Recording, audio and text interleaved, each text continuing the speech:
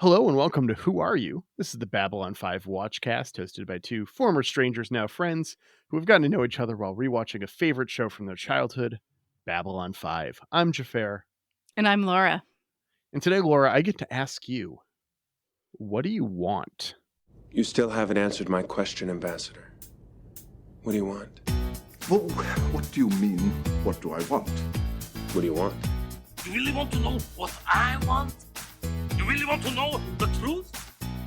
I wanna really wanna zig Does that answer your question? Did you see how I turned my mug around very slowly so you I could did. see my The Babylon 5 logo? logo, yeah, I appreciate it. Yeah, it's a late Mhm. night recording, so you're getting CBTT Jafar. We with love my CBDT, Jafar. with my liberals for gay space socialism mug. That's the only way to drink your CBDT Truth. while thinking about liberal gay space socialism. Sounds great. If only there were a little more in this show, but they'll get there. They'll get there someday. But what do I want? That was what Yeah. you asked me. Besides, obviously, liberal gay space socialism. Yeah. That's moot. That's what we all want here. Well, I did an exciting thing this week. Yeah? I have started an application for a PhD program. Nerd alert! Ooh. Yeah. I'm kind of nervous about it, but excited. I have to imagine. So this is an accounting PhD. Correct, yes. So I don't make that assumption on air. I mean, I got to imagine, what would that entail? Truthfully, I mean, are Hmm. you getting into more economic, monetary theory stuff? Are you getting into speculative banking, investment stuff? Yeah, there's a lot that you can do with it. You can do tax research or Okay. basically the way it was described to me when I spoke to the program director again. He said, "You know all the accounting. Now we want you to do a bunch of statistics with the accounting and Okay. do research based on that." And, my expertise in my work life is mostly banking, so I'm hoping I can figure out how to merge that with Yeah. accounting research and maybe discover some new things or add something to the body of work, as they say. Yeah. But yeah, I'm a little nervous. It's something I've kind of always wanted to do, but life gets in the way for a while. So, well, I mean, for good reasons. Yeah. And it's one of those things like, listener, it is never too late to go back to school for whatever you want. Yeah, it's true. Yeah. Just do it. Like, if you're on the fence about something and wanting to go back to school, go get it. I support you. It's something I've been thinking about. Yeah. Yeah. What would you go back for? I'd probably go grab an EMBA Okay. Yeah. if I were to do anything, because I feel like an executive MBA is a very wide door opening kind of degree Sure. Yeah. compared to anything else I could go get would probably not have the same impact. So I've Mhm. got enough practical work experience in just about everything that I'm interested in doing professionally, Yeah. where a degree is kind of moot for a lot of it. Yeah. Practical work experience means so much. And even just, I teach adjunct at a regional university Hmm. here in Oklahoma sometimes. And it's always my adult students who are going back that really amaze me. Like the things that they can apply from their work experience. And even just they're so much better organized in their little minds Yeah, than your brain the is young fully ones. developed. Yeah. And I know people who are so scared of it. And I just want to shake them and be like, you don't know how great you are and how much easier it's going to be. You remember school is hard, and maybe it is hard for other valid reasons, but once your brain is fully developed, it is easier. So, I'm definitely a more organized person now than I was when I was oh, in college, let alone yeah, high school. definitely. Even just that routine of getting up and going to a 9 to 5 with that organization in your mind. You don't realize it until you're actually doing a program. So, Yeah. Yeah. I'll let you know how it goes. I'll keep everybody posted. Yeah, please do. Yeah. I'm rooting for you. Thanks. I'm sure everyone listening is rooting for you. If you're not, Aw. what the fuck are you doing listening to this podcast? Get out. Who are you? Indeed. No, it's really exciting, Laura. I'm happy for you. And it's funny that you would bring Thanks. this up for this episode Indeed. because we do start off at, Ranger undergrad, I'm guessing. Oh, yeah. Yeah, they're all getting their little minds learned up too, aren't they? Yeah. We've got Babylon 5, Season 5, Episode 5, Learning Curve. Yeah. This is all so topical. I did practice that in the mirror. Did you? Yeah. I watched 2 movies to prep for this episode. One is a Oh, joke, and then the other surprise had an actor in it. really? Yeah. Okay. I watched Interstellar 5555, which is the anime made from the Daft Punk album Discovery. Wow. Okay. Uh, but also on a lark this morning, I threw on 1995's Mortal Kombat while I was doing some work. Okay. Who's in that? Well, in the beginning, we see that Mortal Kombat's Jax is played by the same guy who was Walker Smith in TKO. Oh, okay. Yeah. But Kano, who's one of the main villains for the first hour of the film, is our gangster here. Okay. I didn't ever write down names of the gangsters. I remember looking him up on Wikipedia, getting 4 lines deep and going, oh, so nothing, and closing it. And if I had just kept scrolling a little bit more, I would not have been as pleasantly surprised as I was this afternoon. You want to know what I called the gangsters in this episode? What do you call them? The Goon Squad.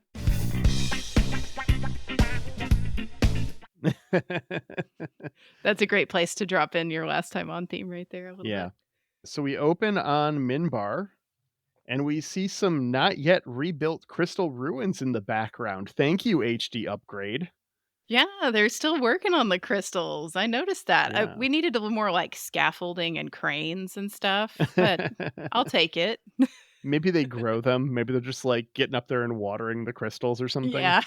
They got to pour the solution on there and wait for it to harden. Yeah. Yeah. Do the things. It's actually all just river tables. It's all resin. Yeah, yeah.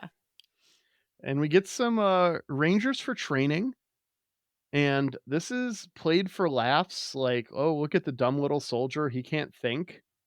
And this is such a weird way to find out that JMS doesn't support the troops.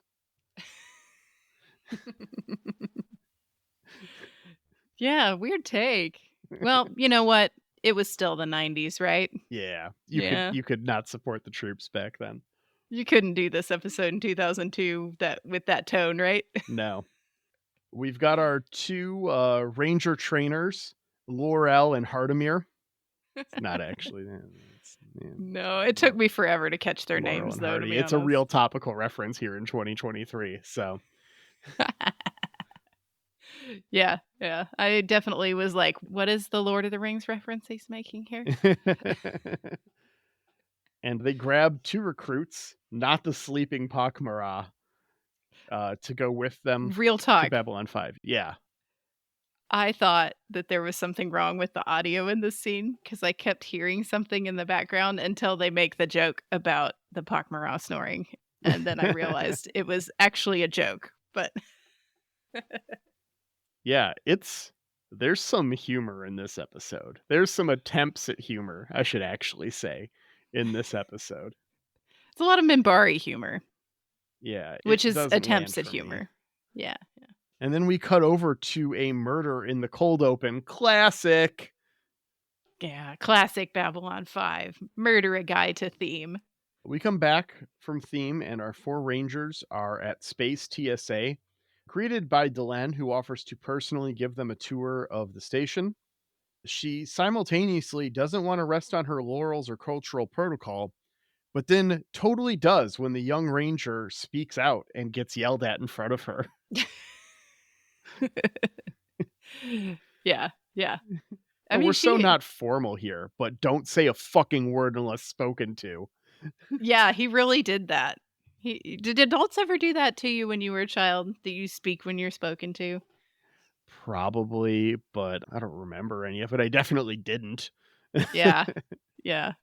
It was very patronizing, I guess, Yeah. but all that order in Minbari society, can't step hmm on that.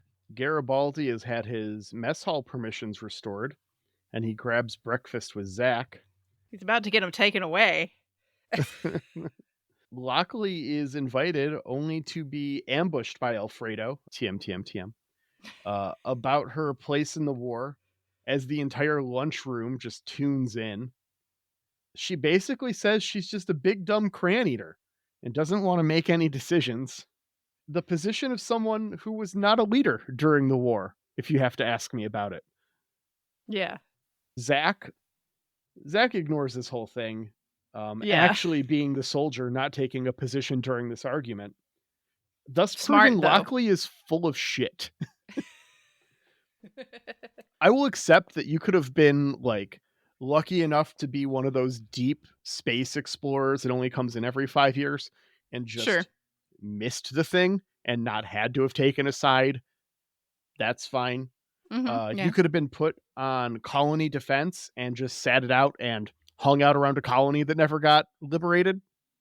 But there is no moral high ground in an action.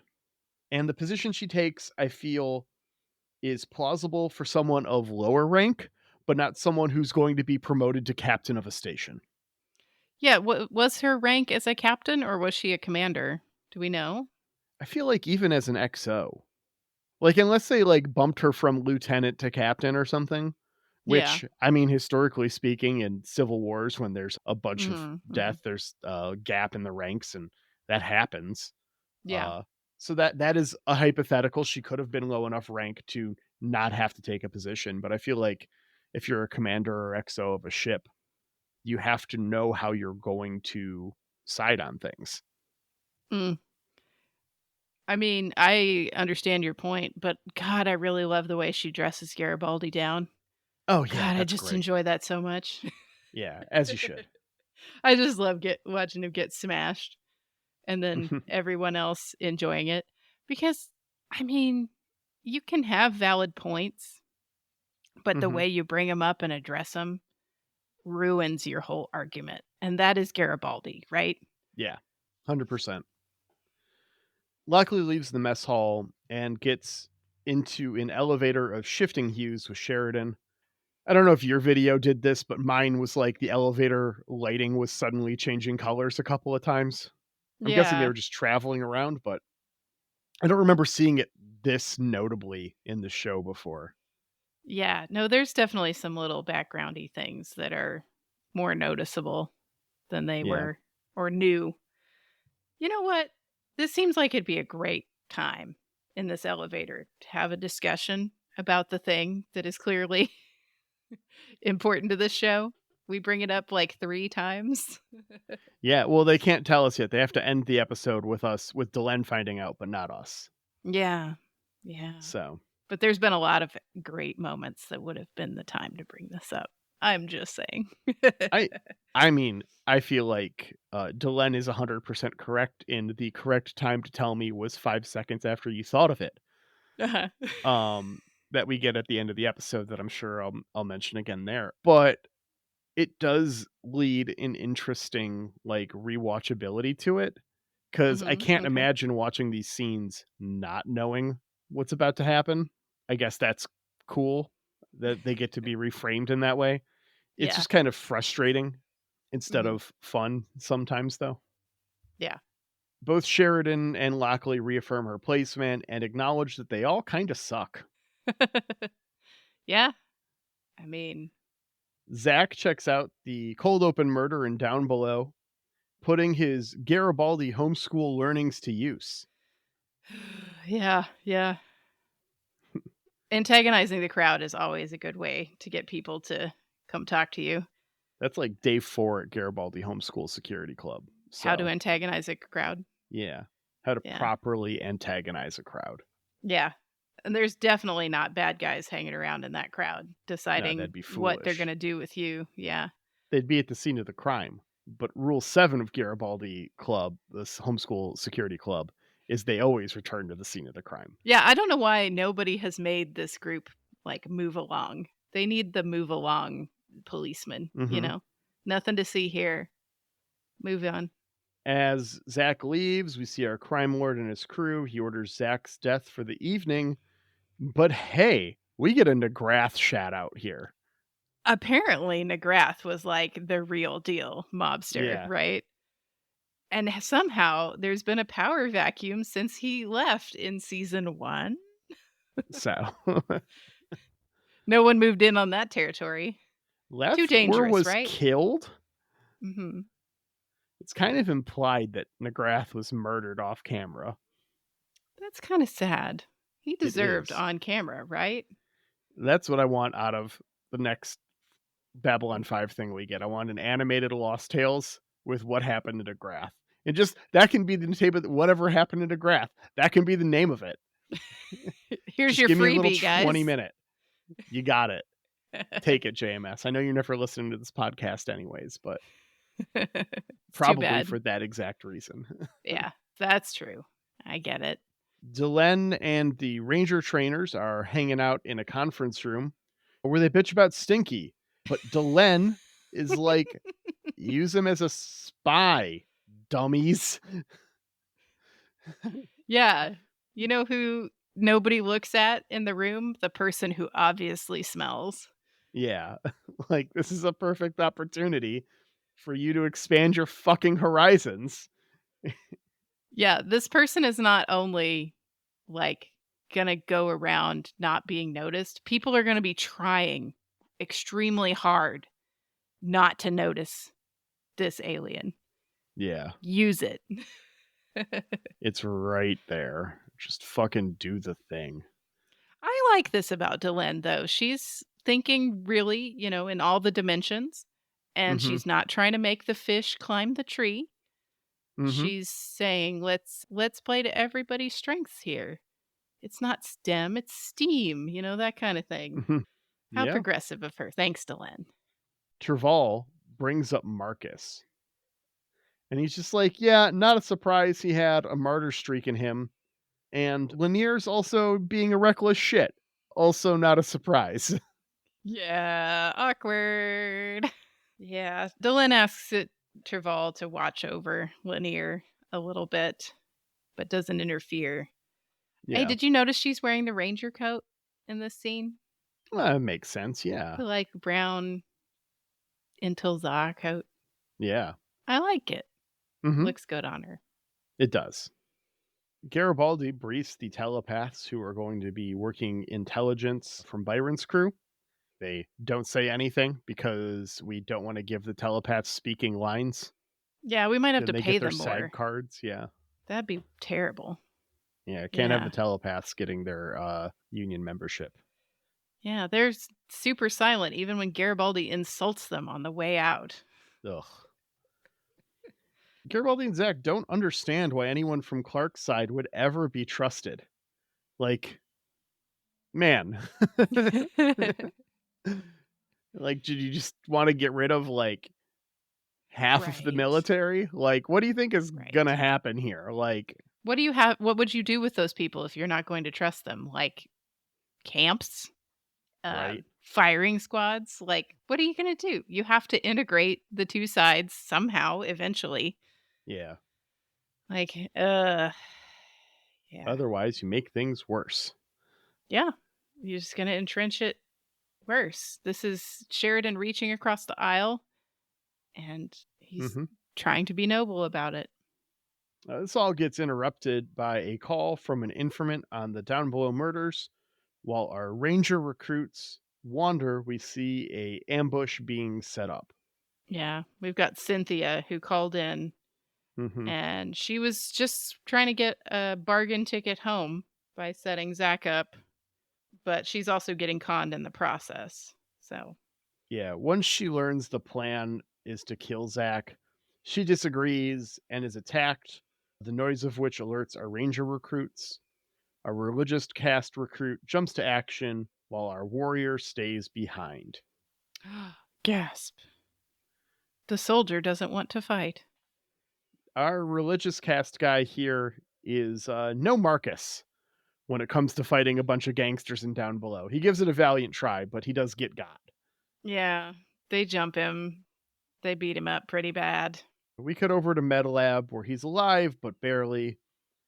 Our 3 standing rangers decide to turn this into a lesson of Mora Doom, the application of terror. This is reinforced as Delenn discusses the situation with Lockley. It's not about revenge. It's about terror. And tell me you wrote this before September in 2001 without telling me you wrote this before September 2001. Yeah. The application of terror. I saw that and had to pause. Yeah. It's like they don't mean what I think they mean, do they? And they don't, and they clarify it No. in the next scene. It's a wording that goes down weird with our modern context. Yes. Yeah. Our religious mentor gives our warrior recruit the most important lesson he's going to learn. It's not the scale of things that matters, only that you do the right thing at all times. They have a conversation where he's like, I'm willing to sacrifice myself for, the greater good and for glory, but why would I, a waste of a life to save someone who was going to die or like some stupid shit or something minor? And he's all like, no, dude, good is good. Do good. That's the gig. Yeah. This is what you're signing up for, my friend. You don't get to pick what's worthy and what's not. Yeah. After this is when Delenn clarifies that this is about facing the terror within, not about generating terror, which would have happened much earlier if this was made years later. Yeah. He's basically got to face his fears. He's got to face these guys or he'll be useless as a ranger. Yeah, he's got to go Kobayashi Maru this thing. Mm-hmm. Face the no-win scenario. Security clears out, and the crime lord thinks he won. Like, oh, security's just like giving me 3 floors of the station. Oh, they understand. All I had to do was beat up that one Minbari. I would not think this, would you? I would No. be starting to worry about gas, yes? Yep, I would be out of there. And about 10 seconds later, the Rangers kill the power, and he realizes that he's fucked. Yeah. They get picked off one by one in what has to be one of the worst sequences of cinematography in this show. It's like we're trying to be Predator, maybe, I guess. Yeah. But we've does got not we've work. got a short amount of time to do this. So we gotta hurry up. Chop chop. Yeah, and we just see like shots of dudes getting hit with Denbox and stuff or getting grabbed. Just like pulled off camera real quick or just getting punched. And it's so awkward. So I think our guy's name, our religious cast, is Tanir, right? Yes. I had a hard time keeping track of the names of all the guests in this particular episode. Don't know what that was about, but Tanir, is he the one getting all the guys? Or I are don't the think other so. rangers helping him? I to think get the him other to Rangers the are guy? helping him get these guys until it's just him and Trace, who is our crime lord. Okay. That makes a little more sense. In my mind at first, because we don't see anybody, I'm like, he's just gone full. He's gone full rogue. Tenier is dieharding this fucking station right now. Yeah, exactly.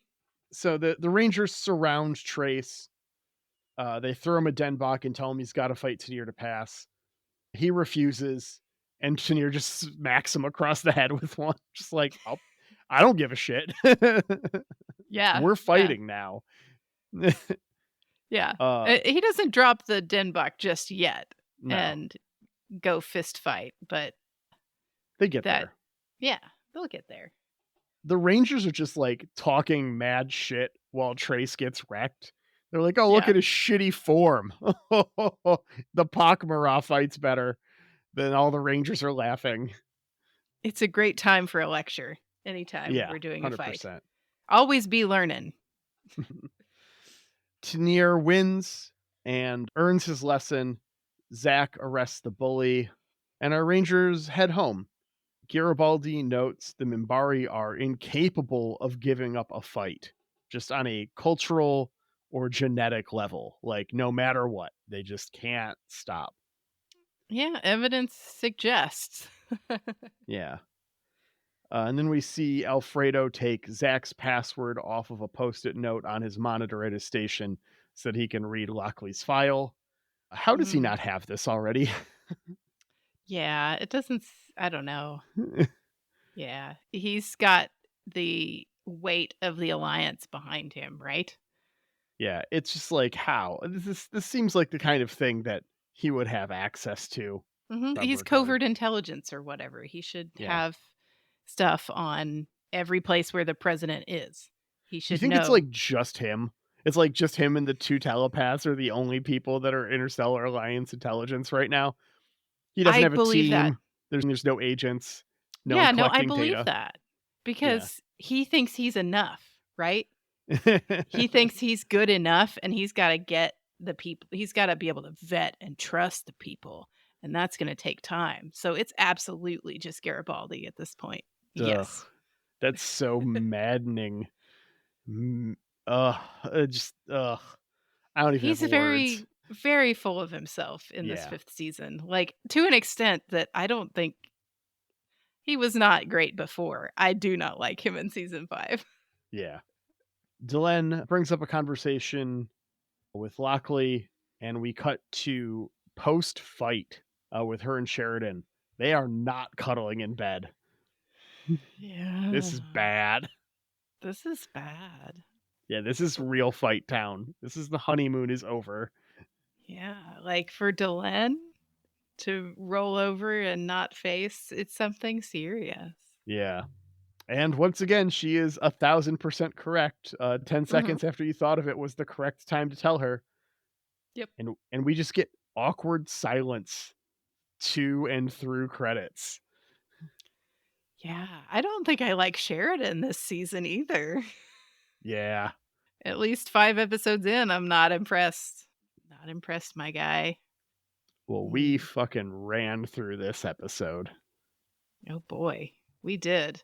But I had a hard time with it in Yeah. some ways. I guess we can move into our ratings and then talk about why I had a hard time. I also okay, yeah, it's rating time. I'm giving this a 1 out of 5. I hate this episode. It's bad in ways that aren't even entertaining. Yeah. I have to be with you and give it a 1. Like, I couldn't remember the names of any of our guest characters. Mm-hmm. Like, any of them. Yeah. I'm sitting here going, was it Tanir? I don't know. What was our Warriors guy's name? Like, I don't know. I didn't even see it in the subtitles like I normally do. Yeah, we watch with subtitles too. So I don't know. It was just everybody was super forgettable. Yeah. Yeah. You That it is probably the most forgettable episode of this show. There is some cool bits with the Rangers a little bit here and there, but for the most part, even that is just played for laughs when it shouldn't be, to be perfectly honest. It's slow. The cinematography is weird. This feels like pure filler. Yeah, like even the stuff where we're like making jokes about the Pakmara, I'm like, these guys are like Ranger leaders, and I feel like they're supposed to have some of that like gravitas about the whole organization, and instead they're just complaining about the smelly guy. Like, what actually happens in this episode? Garibaldi finds out Lockley wasn't on the side of the resistance. We get a little half a second line, maybe, of linear update. He's doing the exact thing you thought he was gonna. And we put telepaths in place, Chekhov's telepaths to go off later in the season. Yeah, which we already been told that was happening, so that doesn't serve any purpose. And Delenn is mad at John, and they haven't told us why yet. Yeah.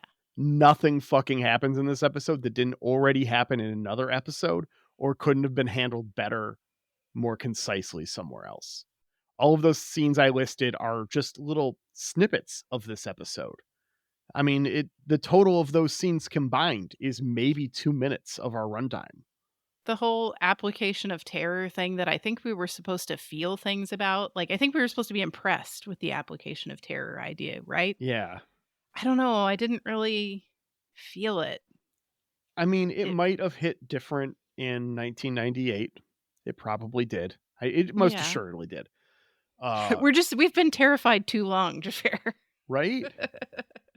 We just live in a constant state of terror now, and we're like, "What? I'm facing my fears every day. Get out of my face."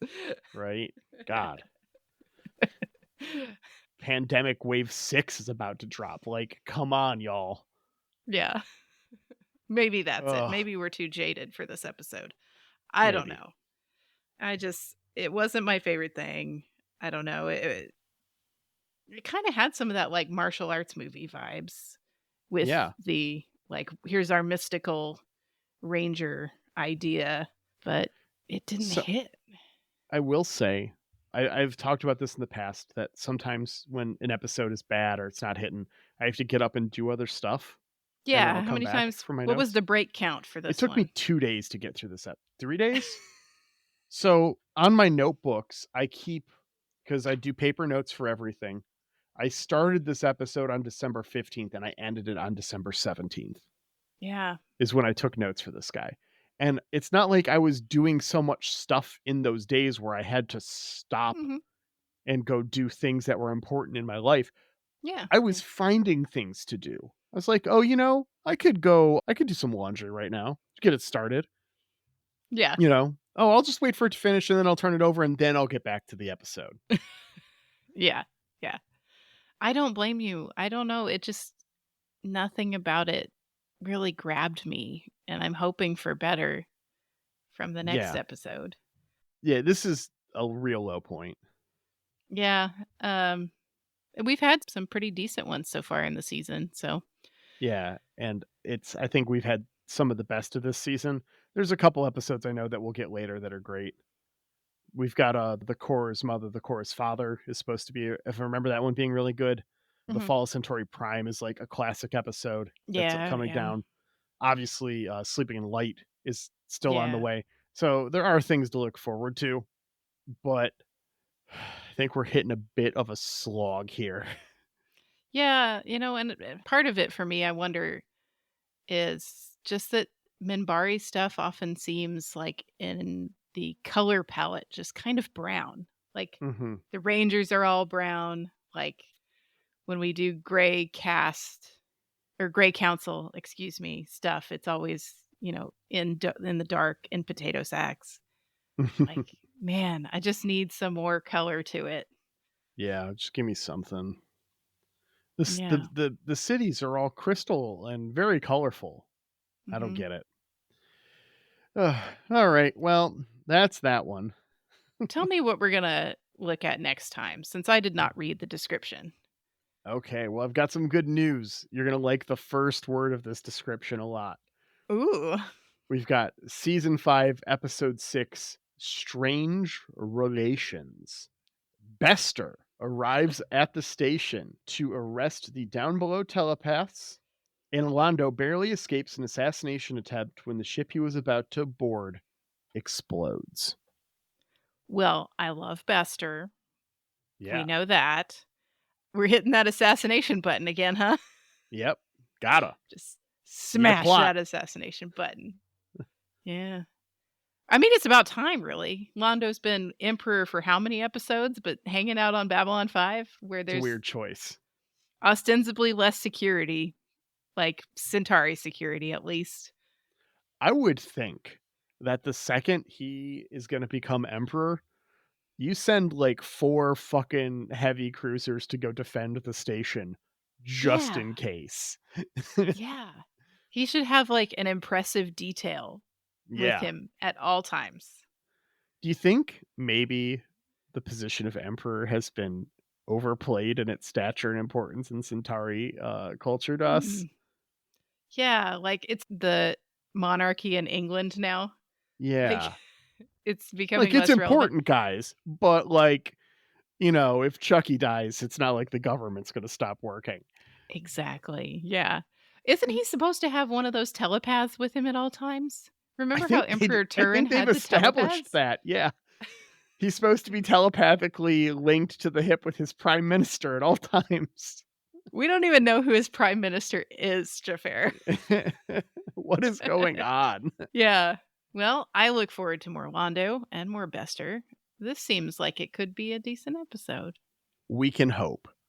We shall see. Just like we can hope that you go check out the music of Jeremy Siegel. You can find more Jeremy's work besides our lovely theme song at jeremysiegel42.bandcamp.com and also all over streaming services as Nuclear Jaguar. Yeah, if your Spotify Wrapped, as 'tis the season while we're recording this, is not full of Jeremy Siegel, it should be. Yeah. Or listen on Tidal because they'll actually pay him. Yeah. I don't know That's if he's a good on Tidal, point. but yeah. Yeah. Gotta get paid. That's the most For important part. sure. Unlike our editor, Aaron, who we'd also like to thank at this time. Yeah. We're giving you the Christmas gift of a short one to edit, Aaron. Yes, it's a Christmas miracle. Yes, enjoy that, because it's not going to last. And thank you to Angry Duck Time Machine on Instagram for our podcast artwork.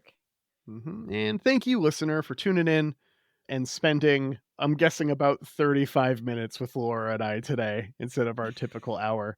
Sorry, I wish there were better jokes or more jokes, but Hey, we had to sit through it too. So, you know. I would love to hear what our listeners think about this episode on the Discord.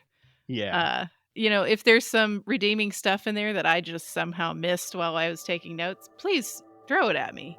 Yeah. But if you also feel the same, I want to hear your jokes. Make some jokes at me. Make some jokes. And we'll see you next week, Internet. Bye.